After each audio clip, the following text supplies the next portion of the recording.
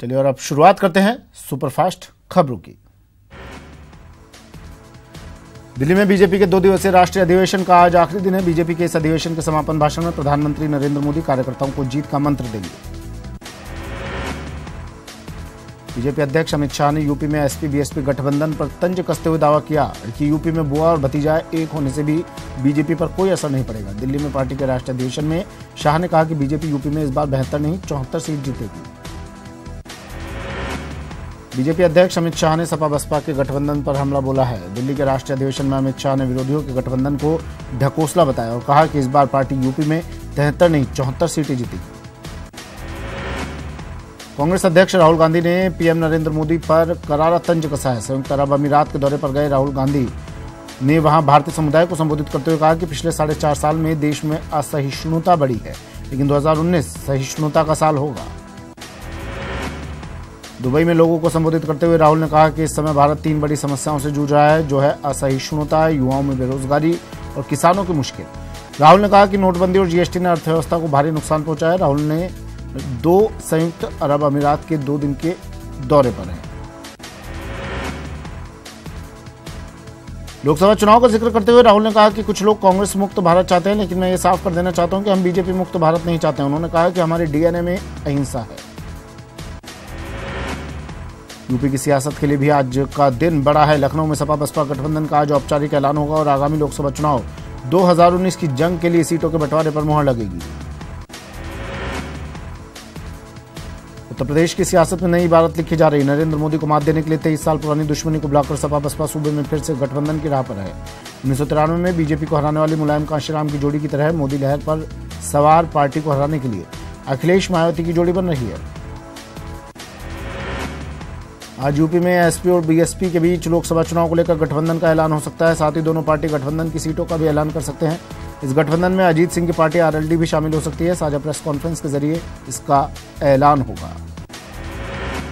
अनुमान के मुताबिक यूपी में एसपी और बीएसपी दोनों 37 सीटों पर चुनाव लड़ेंगे। 2 से 3 सीटें आरएलडी को दी जाएगी। रायबरेली और अमेठी में गठबंधन अपना उम्मीदवार नहीं उतारेगा। इस गठबंधन में कांग्रेस शामिल नहीं होगी। इससे पहले 2018 में एसपी बीएसपी ने गोरखपुर और फूलपुर का लोकसभा उपचुनाव साथ लड़ा था, जिसमें बीजेपी को करारी मात मिली थी। वहीं कैराना सीट के उपचुनाव में भी बीजेपी को हार का सामना करना पड़ा था। सपा बसपा के गठबंधन के बाद राजनीतिक पंडित मानकर चल रहे हैं कि बीजेपी के लिए सूबे की राह आसान नहीं होगी। इसके लिए वो 1993 में सपा बसपा गठबंधन का उदाहरण दे रहे हैं, लेकिन मौजूदा सियासी माहौल 25 साल पहले जैसा नहीं है। आरजेडी के राजभवन मार्च में महागठबंधन की तरफ से कोई बड़ा नेता शामिल नहीं हुआ, जिसके बाद विरोधी उन पर सवाल उठाने लगे हैं। कांग्रेस ने आरजेडी के राजभवन मार्च का बचाव करते हुए कहा कि कोई जरूरी नहीं कि सभी मार्च में बड़े नेता शामिल हों, और ये मार्च सफल रहा। कटिहार में महिला कांग्रेस की प्रदेश कार्यकारी अध्यक्ष संयुक्ता सिंह ने 14 जनवरी से शुरू होने वाली कांग्रेस के महिला अधिकार यात्रा के बारे में विस्तृत जानकारी दी। उन्होंने बताया कि प्रथम चरण में यात्रा 14 जनवरी से किशनगंज से शुरू होगी। आरएलएसपी अध्यक्ष उपेंद्र कुशवाहा ने सीएम नीतीश कुमार पर निशाना साधा। कुशवाहा ने कहा है कि अगर सीएम अपने बयान पर माफी नहीं मांगेंगे तो जनता उन्हें कभी माफ नहीं करेगी। बिहार के सीएम नीतीश कुमार ने धर्म के नाम पर नफरत फैलाने वाले पर निशाना साधा है। नीतीश कुमार ने कहा कि आप चाहे किसी भी धर्म के मानने वाले हों, पर दूसरे धर्म के अनुयायी का सम्मान जरूर करें, क्योंकि धर्म का असली मकसद तनाव को बढ़ाने के बजाय आपसी सौहार्द के वातावरण को मजबूत करना है। एलजेपी अध्यक्ष और केंद्रीय मंत्री रामविलास पासवान ने पटना में प्रेस कॉन्फ्रेंस कर न सिर्फ आरजेडी पर हमला बोला, बल्कि इशारों में राबड़ी देवी को मुख्यमंत्री बनाने पर भी लालू प्रसाद पर तंज कसा। रामविलास पासवान सवर्ण आरक्षण को लेकर आरजेडी और अन्य दलों के विरोध पर जवाब दिया। उन्होंने सपा बसपा गठबंधन पर कहा कि दोनों के एक साथ आने से कोई फर्क नहीं पड़ेगा। पासवान ने अल्पसंख्यकों के बारे में कहा कि माइनॉरिटी की पहली पसंद अभी भी कांग्रेस ही है। बिहार विधानसभा निवेदन समिति के संयोजक मुंद्रिका प्रसाद रॉय भागलपुर पहुंचे, जहां उन्होंने जिले के सभी विभाग के अधिकारियों के साथ बैठक की और विधानसभा की ओर से पारित कार्यों और योजनाओं को लेकर जानकारी दी। रक्सौल में फिल्म एक्सीडेंटल प्राइम मिनिस्टर के विरोध में कांग्रेस कार्यकर्ताओं ने प्रदर्शन किया और सरकार विरोधी नारे लगाए। कांग्रेस ने बीजेपी पर फिल्म निर्माण को लेकर आरोप लगाया। सवर्णों को 10% आरक्षण के लिए संविधान संशोधन बिल के विरोध में भीम आर्मी और छात्र राजद ने जहानाबाद में आक्रोश मार्च निकाला। साथ ही केंद्र सरकार के खिलाफ जमकर नारेबाजी की। जमुई जिला राष्ट्रीय जनता दल के कार्यकर्ताओं ने देश में जाति की संख्या के आधार पर आरक्षण की मांग करते हुए गरीब सवर्णों को आरक्षण देने का विरोध करते हुए प्रदर्शन किया। आरजेडी कार्यकर्ताओं ने शहर के कचहरी चौक पर प्रदर्शन किया।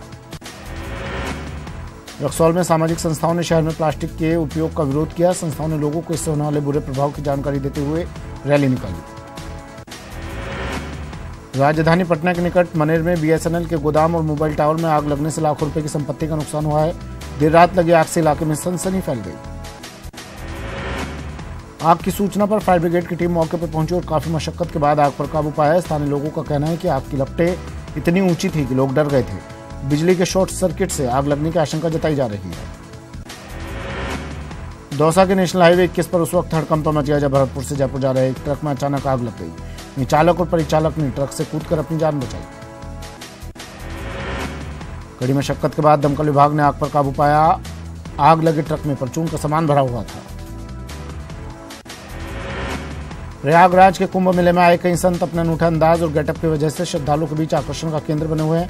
इन्हीं में से एक है शिव योगी मौनी महाराज, जिन्हें लोग रुद्राक्ष वाले बाबा के नाम से जानते हैं। प्रयागराज में कुंभ मेले की लगभग सभी तैयारियां पूरी कर ली गई हैं। सभी तैयारियों को पुख्ता करने की कोशिश जारी है ताकि लोगों को कम से कम समय में राहत पहुंचाई जा सके। इस बार कुंभ मेले में श्रद्धालुओं और पर्यटकों के लिए यूपी सरकार ने दिल्ली की एक कंपनी के साथ मिलकर लग्जरी टेंट सिटी इंद्रप्रस्थम बसाया है। इसमें सबसे महंगा टेंट 35,000 का है। इनमें कम जगह में ज्यादा से ज्यादा सुविधाएं दी गई हैं। ये 900 स्क्वायर फीट तक फैला है। कुंभ मेले में लगा सिटी इंद्रप्रस्थम सबसे प्रीमियम टेंट है, जो श्रद्धालुओं को सारी सुख सुविधाओं से लैस 5 सितारा वाली फीलिंग देगा। इसमें श्रद्धालु 5 जनवरी से लेकर 5 मार्च 2019 तक ठहर सकते हैं। राम मंदिर निर्माण के लिए आमरण अनशन करने वाले संत परमहंस दास ने अब नया शिगुफा छोड़ा है। अब से कुंभ के लिए बैलगाड़ी से रवाना हुए हैं। कुंभ में परमहंस दास 14 जनवरी से 20 फरवरी तक गंगा जल पीकर राम मंदिर निर्माण के लिए तपस्या करेंगे। परमहंस दास ने बाकायदा पत्र लिखकर शासन और प्रशासन को सूचित किया है कि प्रयागराज कुंभ में तपस्या करते समय प्राण निकलने के बाद जब तक मंदिर निर्माण शुरू न हो जाए तब तक उनके शव को सुरक्षित रखा जाए। राम मंदिर निर्माण के बाद ही उनके शव का अंतिम संस्कार किया जाए। महानिर्वाणी अखाड़े के नागा साधु महेशानंद गिरी ने राम मंदिर का निर्माण में देरी पर नाराजगी जताई है और सुप्रीम कोर्ट से इस पर रोजाना सुनवाई करने की मांग की है। गोरखपुर महोत्सव का शुक्रवार को आगाज हो गया। 3 दिन चलने वाले इस महोत्सव का शुभारंभ राज्यपाल राम नाईक ने किया। राम नाईक ने कहा कि महोत्सव लोगों के लिए खुशियां लेकर आएगा। वही महोत्सव के पहले दिन सिंगर सुखविंदर सिंह ने समा बांधा। आगरा में फतेहाबाद रोड पर एक बीएमडब्ल्यू कार में आग लगने से हड़कंप मच गया। देखते देखते कार आग का गोला बन गई। हालांकि कार में बैठे लोगों ने किसी तरह कूदकर अपनी जान बचाई। सूचना पाकर मौके पर पहुंचे दमकल विभाग ने किसी तरह आग पर काबू पाया। जबलपुर में हवाला कारोबार की एक और नई कड़ी उजागर हुई है, जिसमें बड़ी मात्रा में हवाला की रकम भी बरामद हुई है। पुलिस ने 3 आरोपियों से 35 लाख रुपए बरामद किए। सभी आरोपी गुजरात के रहने वाले हैं। पकड़े गए तीनों आरोपी उमाशंकर, जितेंद्र और प्रवीण हवाला का पैसा लेकर आए थे और तीनों ही जबलपुर में किराए के एक मकान में रह रहे थे। सूत्रों के मुताबिक पिछली कार्रवाई में पकड़े गए हवाला कारोबारियों से इनके तार जुड़े हो सकते हैं।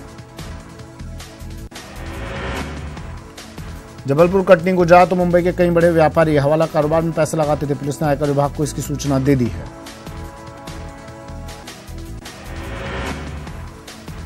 जबलपुर में द एक्सीडेंटल प्राइम मिनिस्टर के प्रदर्शन पर रोक लग गई है। यूथ कांग्रेस ने पहले ही फिल्म रिलीज करने पर आंदोलन की चेतावनी दी थी। जबलपुर के सिनेप्लेक्स में फिल्म रिलीज कर दी गई थी, जिसकी जानकारी मिलते ही यूथ कांग्रेस के कार्यकर्ता समदड़िया मॉल पहुंचे और फिल्म का प्रदर्शन रोकने की मांग की, जिसके बाद मैनेजर ने फिल्म का प्रदर्शन रोकने की बात कही। The accidental prime minister film के रिलीज के साथ ही विरोध भी होने लगा है। युवक कांग्रेस कार्यकर्ताओं ने रायपुर के एक मॉल में पहुंचकर फिल्म का प्रदर्शन न करने को लेकर हंगामा किया। हालांकि तेलीबांधा पुलिस ने मौके पर पहुंचकर स्थिति को संभाल लिया। इंदौर में film the accidental prime minister movie देखने पहुंचे थे भाजपा युवा मोर्चा के कार्यकर्ता और पुलिस के बीच जमकर विवाद हुआ। इस दौरान बड़ी संख्या में पुलिस बल को हल्का बल प्रयोग करना पड़ा। रायपुर में भी the accidental prime minister film का विरोध किया गया। इस दौरान सिटी 36 मॉल में युवक कांग्रेस ने जमकर प्रदर्शन किया। 1 घंटे की देरी से शो शुरू हुआ। मॉल के बाहर भारी पुलिस बल को तैनात किया गया। खरगोन के सनावत के पास बीती रात ट्रक और बाइक में भिड़ंत हो गई, जिसमें एक युवक की मौत हो गई जबकि एक गंभीर रूप से घायल हो गया। सड़क हादसा इतना दर्दनाक था कि करीब 45 मिनट तक शव ट्रक में फंसा रहा। करीब 45 मिनट बाद हाइवा मशीन से स्थानीय चांदनीपुरा निवासी यूसुफ का शव निकाला गया। प्राथमिक इलाज के बाद गंभीर घायल जाफर को इंदौर रेफर किया गया। पुलिस ने मामला दर्ज कर ट्रक जब्त कर लिया है। जांजगीर चांपा के चांपा ओवरब्रिज के पास सड़क किनारे खड़ी इको कार में भीषण आग लग गई। इसमें किसी तरह की कोई जानमाल को क्षति नहीं पहुंची। हालांकि अब तक आग लगने के कारणों का पता नहीं चला है। भोपाल में बैरसिया नरसिंहगढ़ रोड पर एक डंपर ने सक्सेस स्कूल की वैन में टक्कर मार दी, जिसमें एक बच्ची की मौके पर ही मौत हो गई, जबकि 5 बच्चे गंभीर रूप से घायल हो गए, जिन्हें अस्पताल में भर्ती करवाया गया है। मंडला की मोतीनाला थाना पुलिस ने तेंदुए की खाल के साथ एक आरोपी को गिरफ्तार किया। मोतीनाला थाना इलाका कान्हा टाइगर रिजर्व के पास है। पुलिस ने आरोपी के खिलाफ वन्य प्राणी संरक्षण अधिनियम की धाराओं के तहत मामला दर्ज किया है। तेंदुए की जब्त खाल की कीमत करीब 5 लाख रुपए बताई जा रही है। पुलिस ने 30 दिसंबर को सीताराम नाम के आरोपी को तेंदुए की खाल के साथ गिरफ्तार किया था, जिसका साथी गंगाराम फरार था। पुलिस अब इस फरार आरोपी को भी पकड़ने में कामयाब हो गई है। पुलिस के मुताबिक आरोपी ने खेत में बिजली के तार बिछाकर शिकार करने की बात स्वीकार की है। कटनी पहुंची जबलपुर के आयकर विभाग की टीम ने पूर्व में हवाला कांड के आरोपी सतीश सरावगी के घंटाघर स्थित निवास और सरावगी के कार्यालय में छापा मारा। साथ ही एक्सिस बैंक में भी टीम के अधिकारियों ने दबिश दी। आयकर विभाग की ताबड़तोड़ कार्रवाई से शहर में हड़कंप मच गया। टीम दस्तावेजों की जांच के साथ साथ बैंक खातों की भी जांच कर रही है। अंदेशा है कार्रवाई लंबे समय तक चल सकती है। बीते दिनों सतीश सरावगी के हवाला कांड के मामले में जबलपुर हाईकोर्ट ने सुनवाई करते हुए जो भी आरोप कटनी पुलिस के द्वारा तय किए गए थे, उन आरोपों को खारिज करते हुए निचली अदालत को दोबारा सुनवाई कर विचार करने की बात कही थी।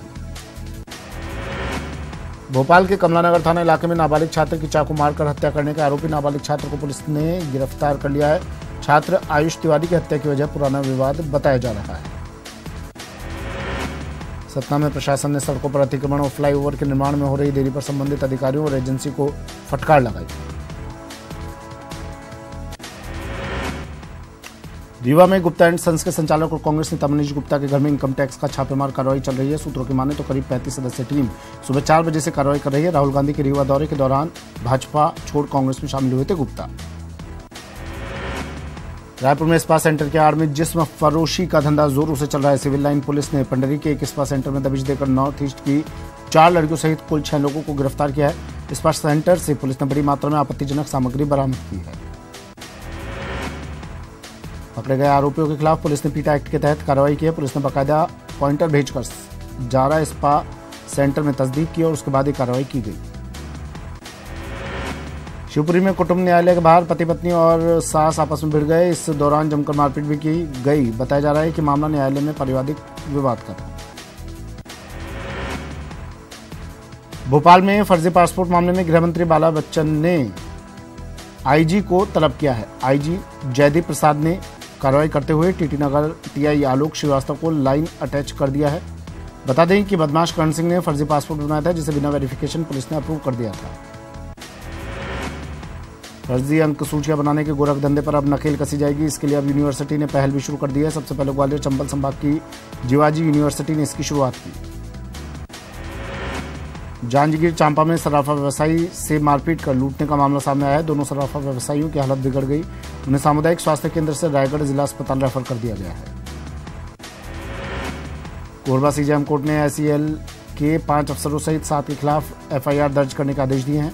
एसईसीएल के मानिकपुर खदान में धोखाधड़ी करने और जाली दस्तावेजों के आधार पर पे लोडर चलाने का मामला भी कोर्ट ने फैसला सुनाया। चीन के उत्तरी प्रांत डेक्सलिंग में अत्यधिक कम तापमान पर बर्फ में पानी छिड़कने की अनोखी परंपरा देखने को मिली। यहाँ सैकड़ों जोड़ों ने एक ही समय में ठंडी हवा में गर्म पानी की छींटे डालकर आसमान से हार्ट शेप का अनोखा दृश्य बनाया।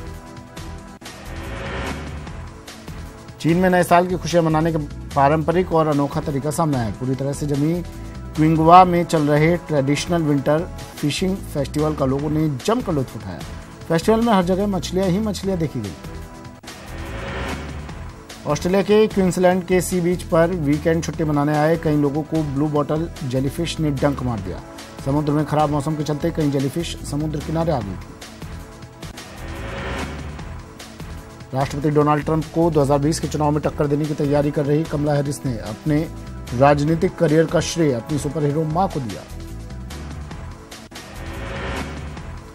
हैरिस के मुताबिक उनके भारतीय मूल की अमेरिकी मां ने उनमें जिम्मेदारी की भावना जगाई जो उनके राजनीतिक करियर को प्रेरित करता है। हैरिस अमेरिका में भारतीय मूल की पहली सेनेटर हैं। पाकिस्तान सरकार ने पूर्व राष्ट्रपति आसिफ अली जरदारी की विदेश यात्रा पर बैन बरकरार रखा है। सरकार ने साथ ही जरदारी के बेटे बिलावल और सिंध के सीएम मुराद अली शाह समेत पीपीपी के कई नेताओं की विदेश यात्रा पर भी बैन कायम रखने का फैसला किया। पाकिस्तान की एक अदालत ने अल अजीजिया स्टील मामले में कैद की सजा को निलंबित करने की नवाज शरीफ की अपील पर सुनवाई 21 जनवरी को होगी। इस्लामाबाद उच्च न्यायालय ने शरीफ की अपील पर सुनवाई के लिए न्यायमूर्ति अमीर फारूक और न्यायमूर्ति मोहसिन अख्तर की 2 सदस्यीय पीठ भी गठित की।